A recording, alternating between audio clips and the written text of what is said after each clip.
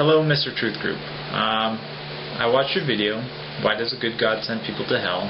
And I was very curious to see what you had to say.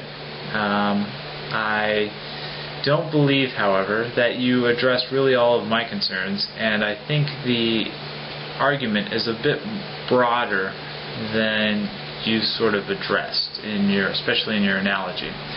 Your analogy was that a judge who sits over a case against somebody who is guilty, in order for justice to be served, he must pronounce some sort of sentence. And I have no issue with that. I believe that is true. So we have some common ground there. However, where we diverge in our philosophy is that the judge that you speak of, your God, is all-powerful, all-knowing, and he created man. And when doing so, he sort of built us with inherent flaws. Obviously, I think it should be logical to assume that we have flaws because we have fallen from grace, we sin, even the first humans.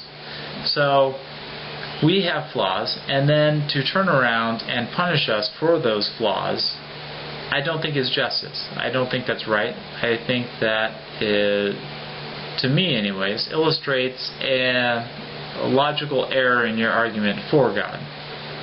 The analogy I'd make would be if I left a puppy in a room with a steak, wouldn't it be justice for me to come back to that room to find the puppy had eaten the steak and then punish the puppy? It's inherent in the puppy, it's a behavioral imperative for him to eat that steak. And for me to expect otherwise is naive, and then to punish him is not only being naive, but is also being extremely unjust, and I would even argue cruel, possibly evil, depending on how harsh the punishment. Another point I'd like to make is that the punishment, in order for it to be just, must fit the crime. If I go, say, speeding, 30 in a 25 zone. If the cop pulls out his gun and executes me, is that justice? I would argue no.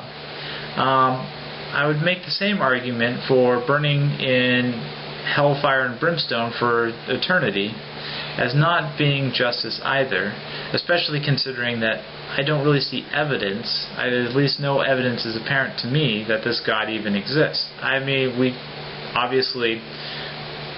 have a difference of opinion there. I'm sure you see evidence everywhere, but myself, and I'm not alone, I just don't see it. If God was just and he expected me to honor his decree and his laws, then I would expect that this God would also make them fairly clear and that his existence would be clear. I don't experience that, so I cannot say that then being punished for not seeing this supposedly obvious evidence is also just.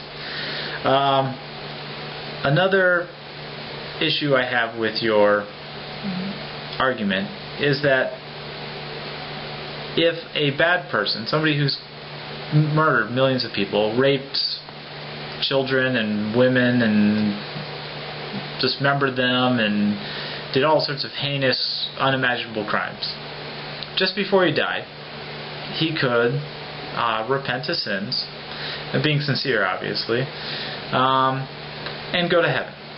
So we have somebody who's known to be basically an evil person in heaven, and you could have somebody who's basically a good person just because they didn't see evidence or they didn't worship your God the way you think he should be worshipped. He could be in hell.